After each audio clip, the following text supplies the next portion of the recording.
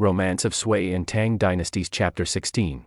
We follow Qin Shubao as he heads towards Chang'an, because his pretty low-ranking official job runs headfirst into this suddenly massive reputation he didn't even know he had. Exactly. And to really get it, we have to start with this core idea, this philosophy from the source text. It's a maxim that basically dictates how everyone, especially the powerful people, act in this story. It goes, "Insak mi for," which, roughly translates to, the person who gives a favor should never expect anything back. Okay. But the person who receives the favor, they must never forget the one who helped them.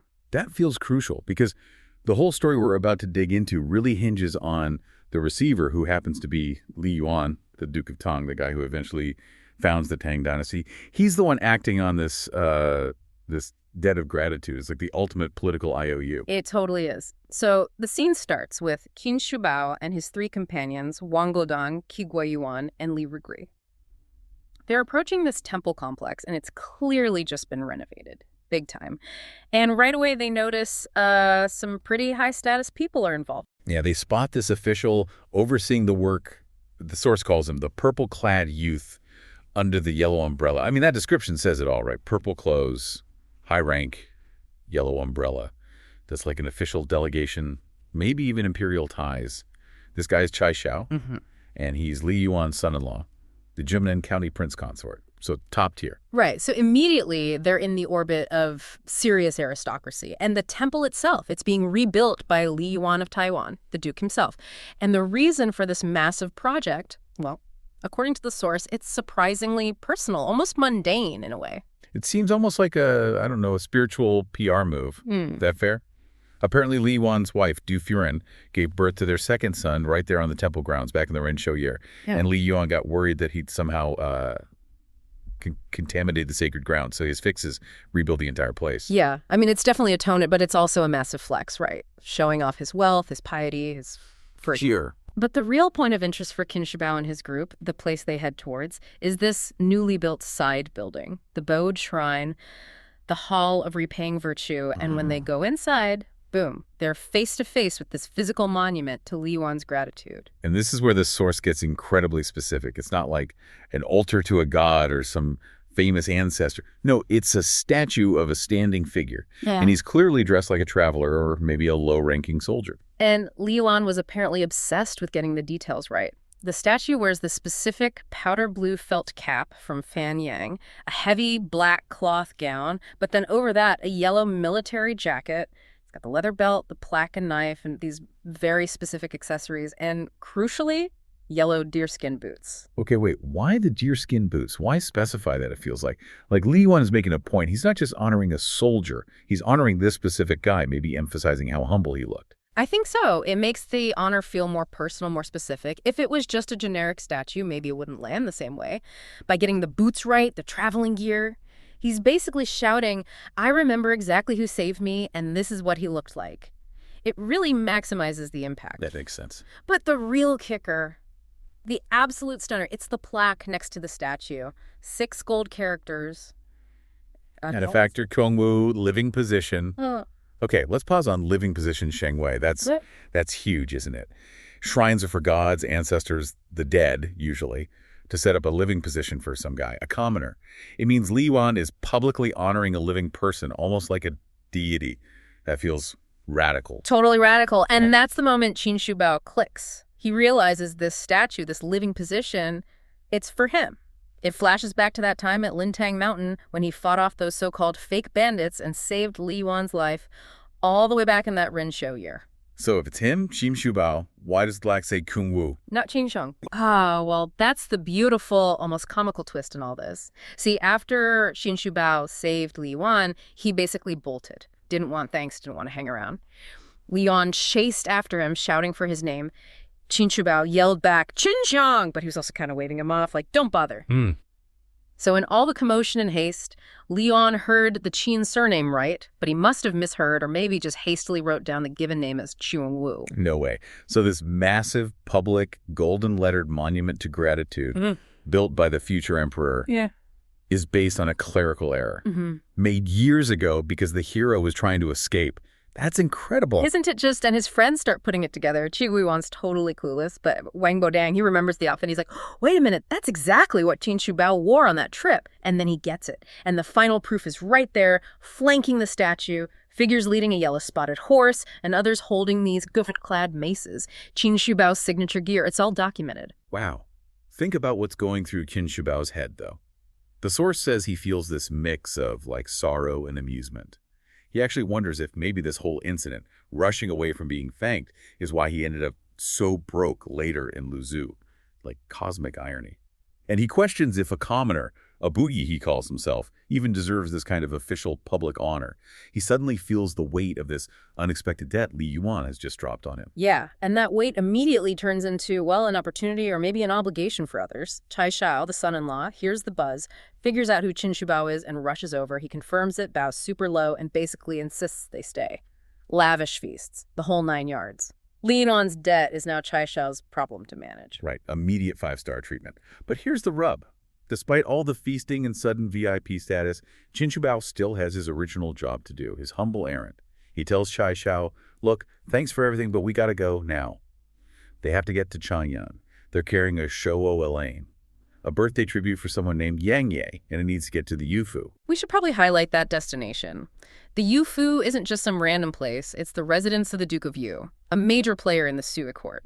So Qin Shubao isn't just, dropping off a cake. This is an official delivery. And it's time sensitive. He has to be there before the 15th for the Lantern Festival. Okay, so you've got this guy who is simultaneously a living legend, being honored in a shrine, and also basically a delivery guy on a deadline. Which identity wins out? Which obligation takes priority? Duty. It seems duty wins, at least for Qin Shubao. But Chai Shao, he kind of panics, but strategically. He knows his father-in-law Li Yuan is back in Taiwan writing this urgent letter asking to finally meet the benefactor. If Qin Shubao just takes off now to deliver this tribute, he might just vanish again. Chai Shao cannot let that happen. It would be a huge loss of face and, frankly, a political fumble. Right. He needs to keep tabs on Qin Shubao, but can't exactly chain him to the temple. He needs a clever excuse. Can't just say, hey, stick around. My powerful father-in-law wants to see you. Exactly. Yeah. So Chai Shao comes up with this honestly pretty brilliant move disguised as just a fun trip. He says, hey, why don't I come with you guys to Chang'an, see the lanterns, right? But his real goal, obviously, is to stick to Qin Shubao like glue and make sure he can bring him back to the temple to meet Li Yuan when the letter arrives. It's basically high-stakes babysitting. Huh. Okay. And the journey itself really shows the shift in status, doesn't it? It's not just the 4 buddies anymore. Now it's 5 important guys, including Chai Shao, riding 7 horses, plus 22 followers carrying baggage and stuff. It's a proper procession heading down that 60-line road. Yeah, and the source even gives us this little poetic moment, describing the spring scenery, willow containing golden millet sweeping the saddle, grass-spitting green shoots charming the distant banks. Yeah. Even amidst all this political maneuvering and drama, the world just keeps turning. Spring is coming. Nice touch. So they travel, but because they started late, they get near Chang'an as it's getting dark. And Qin Shubao, still laser-focused on his actual mission, makes a smart call. He decides to avoid the city itself, entering the capital during a huge festival. Chaos, crowds, potential trouble. Better to stay outside. So they stop just outside the Mingda Gate at this place called the Tao Family Inn. And Qin Shubao immediately starts setting up his plan for, a stealth delivery. He arranges this big feast for everyone. Chai Shao, his companions, gets them all comfortable, fed, probably drinking, setting them up for a long night's sleep. Because his real duty, the official one, needs doing under the radar. He has to deliver this tribute without this whole new entourage knowing, especially Chai Shao, so he quietly asks the innkeeper for a guide, someone who knows the way to the Yufu, which is near that gate. Right, and the innkeeper finds him 2 guys. An old servant named Tao Rong, who knows the local streets and, importantly, the proper etiquette for delivering fancy gifts, and his brother, Tao Hua, basically just to help carry everything. And Qin Shubao divides the gifts into 4 felt bags. Practical pays the brothers a couple strings of cash. And then, the key move. Before dawn, while everyone else, including the watchful Chai Shao, is fast asleep, he just slips out. Gone. The irony is just so thick, isn't it? After days of being hailed as this great hero, immortalized in a statue by the future imperial family, Qin Shi Bao's first instinct is to sneak away in the dark to complete this small, discreet, low-status delivery job, the duty he had before all the recognition. That's still paramount for him. It's an amazing snapshot, that collision of honor and duty. You've got Li Yuan, the future emperor, building this massive public shrine, obsessing over the details of Qin Shi Bao's commoner clothes, all for one single rescue. And that public debt instantly elevates Qin Shi Bao as high-ranking officials practically stalking him. Yet he still feels the pull of his original humble task so strongly he has to sneak out to do it. So let's start there with the Duke. Just how powerful was this guy? Okay. Let's get into this. The sources say the Duke of Yu had great favor, long Chong, massive favor. And when the Chen dynasty fell, the rival dynasty, he gets this trophy, just scream status, 100 concubines and female officials straight from the defeated Chen palace. Yeah, I mean, that's not just rich. That's raw political muscle on display. It represents the total conquest of the South, sure, but it also tells you about the Duke himself. But the sources actually call him a Jiangxun, a crafty hero. Maybe complex hero is a better way to put it. Crafty implies a certain edge. Definitely an edge. Yeah. His life was apparently spectacular, indulgent, and yeah, having 100 women from a fallen royal house, that's the ultimate flex, right? But power like that, it attracts whispers, doesn't it? Even if they're careful whispers. And that happens at a banquet he throws for his staff. His advisor, this Li Xuansui, he says something incredibly bold, basically saying the Duke is only lacking Laozi's elixir. Wow. That's walking a tightrope, politically speaking. Referencing Laozi's elixir of immortality wasn't a compliment. It was a coded warning. Ah, so he's saying... He's pointing out that all this indulgence, the huge household, the luxuriettes, draining his energy, inviting trouble, basically saying, you're burning the candle at both ends, Duke. You won't get to enjoy this forever. Okay, wait. So a chief minister, this powerful, gets basically called out, even if it's veiled, and he doesn't just get rid of the advisor. No, that's what's interesting. Seems less like virtue and more like calculation. Is he playing a game here? Oh, absolutely. The Duke just says, I have my own way of dealing with this. He seems to get the point. This huge group of captive women is now maybe a liability, politically, logistically. So he responds with this incredibly calculated move. It's designed to force a very public display of loyalty, or, the opposite. And the move itself is just wild. The next day, he gathers all 100 women, tells them, stand left if you want to leave, find a husband. Stand right if you want to stay here with me. Yeah, it's pretty extraordinary for a man of his stature to potentially give up such a visible symbol of his power and conquest. The source has that lovely line, like opening a cage to release birds. You really feel the sense of captivity these women might have felt. So the results, did they mostly bolt for the door? The majority did, yeah, nearly half. Something like 40 or 50 women knelt on the left almost immediately, choosing freedom, the uncertainty of it, maybe a simple life with one husband, over staying in this gilded cage. Earthen windows and rope hinges, the source calls that simpler life. It's quite poetic. It really is. They want it out. But the real insight maybe comes from the ones who didn't leave, the loyal few. Exactly. We're told only 2 women stayed. 2 beautiful women. One was the Liqing princess. She's weeping, holding a sword, and the other is Zhang Chuchen. She's holding a whisk, and the text calls her a strange woman of chivalry, intelligent and beautiful. Okay, Liqing princess weeping with a sword. That sounds like a story in itself. It is. She used that moment to bring up the famous broken mirror story with her former husband, Xu Deyan. For anyone listening who doesn't know it, Po Cheng Chang Yuan, it's a classic Chinese tale about separation during wartime and the hope of eventually reuniting, finding the other half of the mirror. So she's signaling deep personal grief, loyalty to her past, choosing fidelity, essentially. Precisely. It wasn't really about loyalty to the Duke, but loyalty to her own past and husband. And Zhang Chuchen, the strange woman of chivalry, she's the really fascinating one here. Why did she stay? She stayed, but her reasoning. It wasn't emotional loyalty, not like the princess. No. When asked, she says something like, the Duke's deep kindness made this place home. But then she gets practical.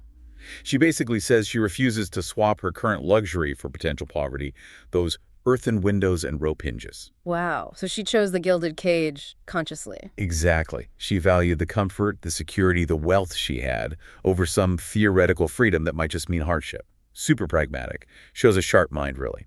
And the Duke's reaction to all this? He was apparently pleased, felt refreshed, the text says. Cleared the air, maybe? He let the 50 or so who left keep their personal savings and clothes. Yep.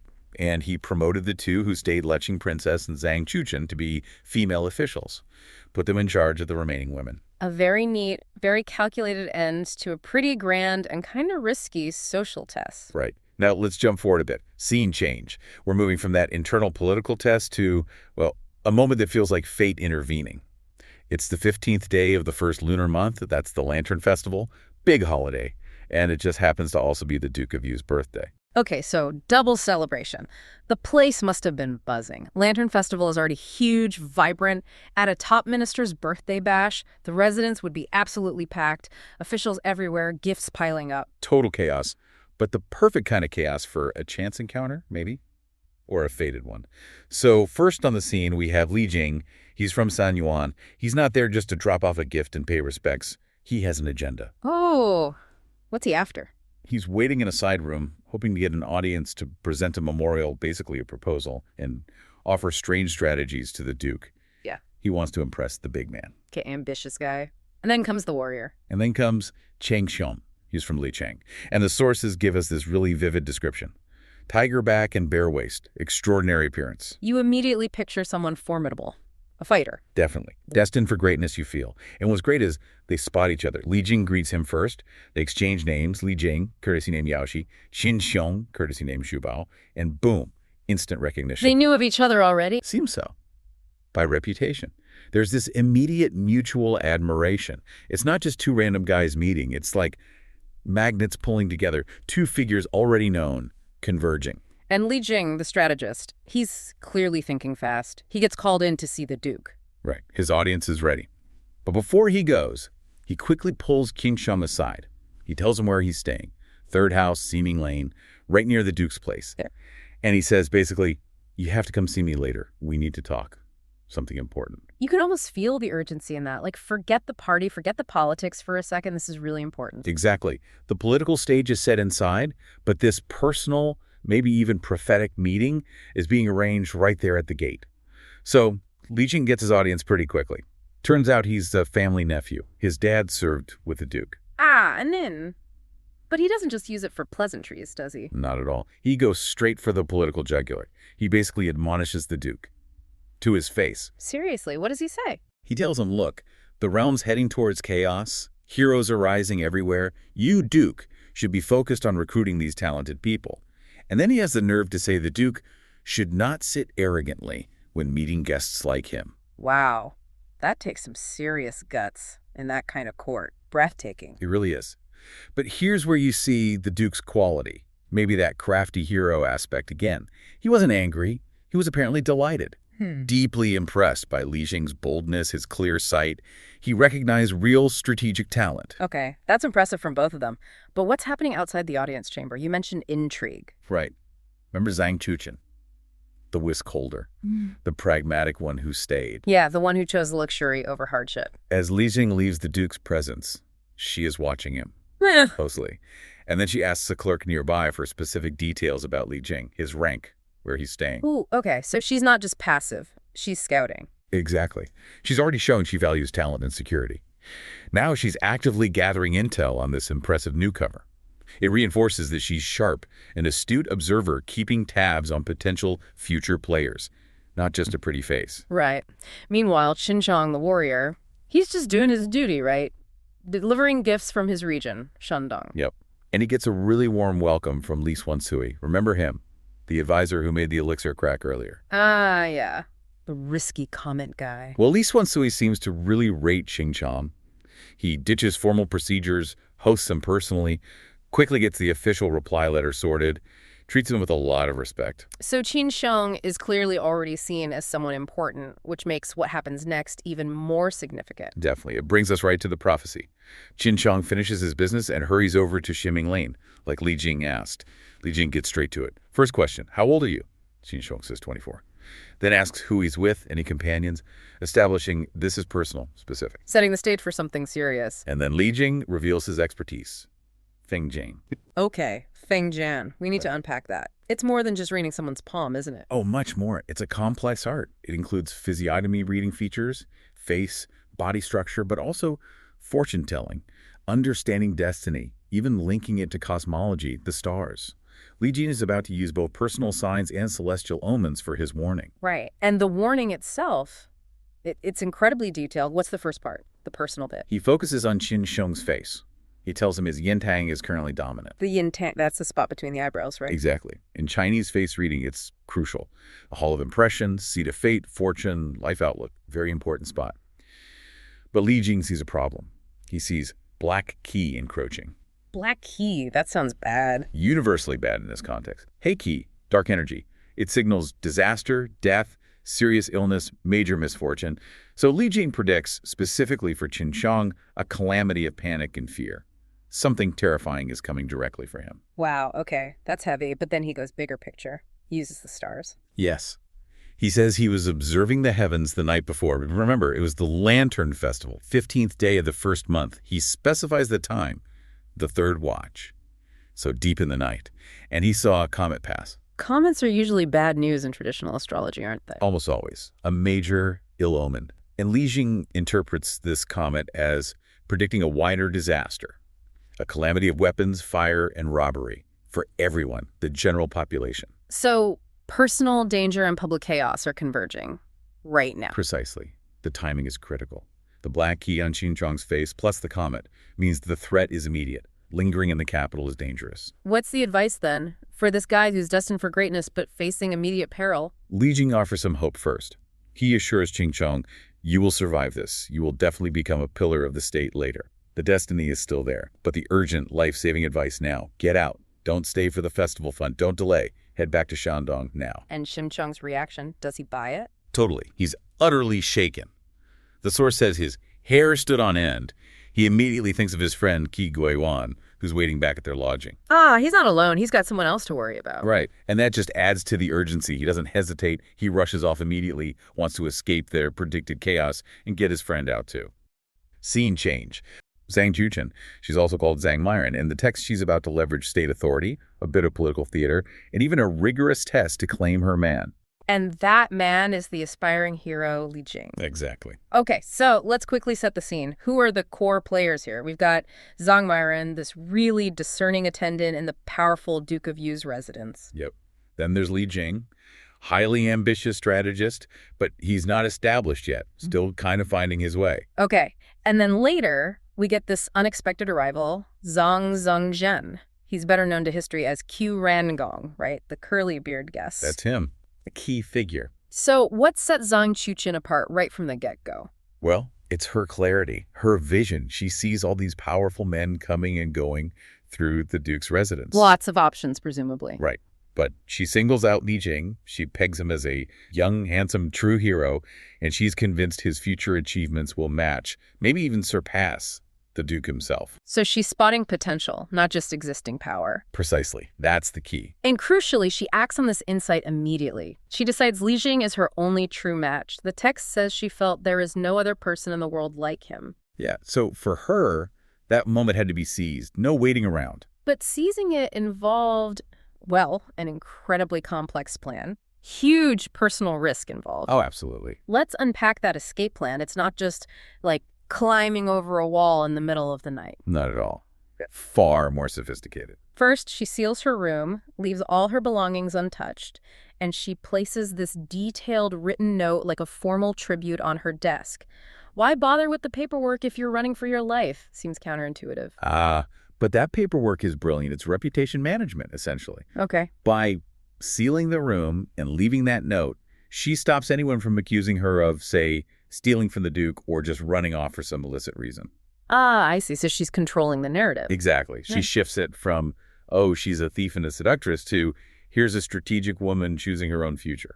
It's like her first line of defense. Clever. But then comes the real offensive move, the part that could get her killed. Right. The tactical transformation. She disguises herself flawlessly as an official, carries a lantern, looks the part, and then, the unforgivable step, she steals a military tally, a bingfu, from the inner quarters. Yep. That's the linchpin. This isn't just grabbing a souvenir. It's a literal state symbol of command. She's basically committing high treason for a personal goal. Totally. The theft of that military tally is the entire fulcrum of her escape. It shows she's thinking politically, not just, romantically. That tally represents the Duke's authority, his military power. And she uses that authority instantly when patrol soldiers stop her just outside the residence. Which must have been terrifying. Absolutely. But she asserts she's the great master on urgent business for the military command, just like that. Wow. So she doesn't just look the part, she actually weaponizes the state's respect for hierarchy. Exactly. The soldiers, they see the official attire, they hear the confident tone, maybe glimpse the tally. Mm-hmm. They don't question it. They just salute and let her pass. So that tally bought her freedom out of the residence. It did. But more than that, it bought her the legitimacy she needed for Phase 2, testing Li Jing. Right. So she's engineered the perfect exit. Now she has to engineer the perfect test for her chosen guy. Mm-hmm. She gets to his lodging, still in full official gear, and she puts that stolen military tally right there on his table. Can you imagine? It's such a visual statement.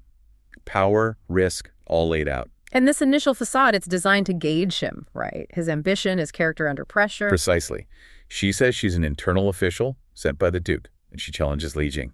Guess why the Duke sent me? And his guesses are, well, they're logical, but wrong. Right. First, he guesses maybe the Duke wants him as an advisor. She shoots that down, says the Duke already has 20 talented ones. Okay. Then he guesses maybe a diplomat or traveling envoy. Also rejected. She implies those roles are respectable, sure, but they're still positions of subservience, not what she's looking for. Then comes the real curveball, the actual supposed proposal. Yes. She switches gears and claims Yugong wants him to marry his beautiful, marriageable, adopted daughter.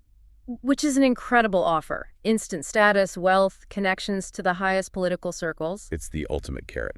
A shortcut to everything he probably wants. And Li Jing's response. Immediate, principled refusal. Declines instantly. Really? Why?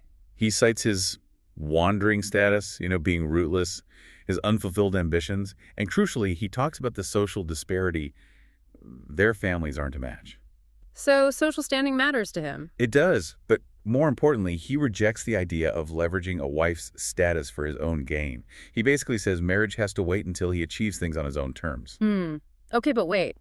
If she wants to marry him, why is she trying to push him away with this amazing offer, and then she immediately ups the stakes, right? Threatens him. Because his refusal is exactly what she needs to see. It's a test. Yes. She's testing whether he's a true hero of principle or just another opportunist looking for an easy way out. Right, someone who'd jump at the chance for power through marriage. Exactly. The hero she needs must reject easy status, easy wealth, even easy marriage if it compromises his integrity or his personal ambition. So his willingness to refuse the Duke's gift, even when she threatens his life. She warned him, Yugong's anger is serious. He might not fly out of Chang'an, meaning he could be killed. Wow. His willingness to face that proves he isn't beholden to patronage. It's like a moral clearance check. She needed to see that defiance. And Li Jing delivers. He calls the official annoying. Yes. And flat out says, my head can be cut off, but I absolutely would not agree.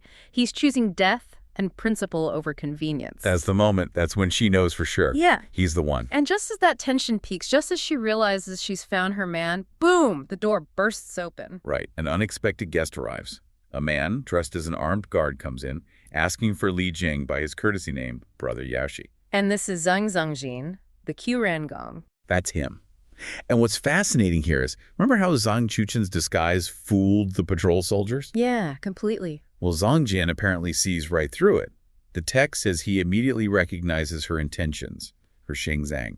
He looks past the uniform and sees the strategic elopement happening underneath. Wow. So much for the disguise. Well, it served its purpose getting her there. Oh. But now the secret's out, at least to these two men. So she drops the pretense, takes off the official hat and robe. And confesses. Tells him she's a woman from the Yu residence, running away during the night. Chengi Lai Ben specifically to marry Li Jing. How does Zhangjin react to all this drama? He takes charge immediately. He recognizes this isn't ordinary. He calls them non-ordinary people making a legendary move. Nice. He gets wine, gets food, and basically facilitates this impromptu, totally unconventional wedding right there. They bowed to heaven together in Li Jing's simple lodging. So a wedding witnessed by two future giants of the Tang dynasty. Pretty cool. Yeah, very cool. Okay, but here's a detail that always struck me as remarkable. Immediately after the marriage rites, she puts the official uniform and hat back on. Right. Li Jing questions it, like, what are you doing? Yeah, we're married now. The secret's out with Zhang Jian. Why the costume? And her explanation is pure strategy. She says entering as an official was proper, but appearing as a woman now would be improper. Wutua. Improper? Why? Because the marriage itself is personal, but the escape has to remain political, official. By staying in uniform and still having that tally, she's not just a woman who eloped. Ah, she's still carrying out an urgent official mission, at least outwardly. Exactly. It's an essential tactical move to maintain control of their exit from the city.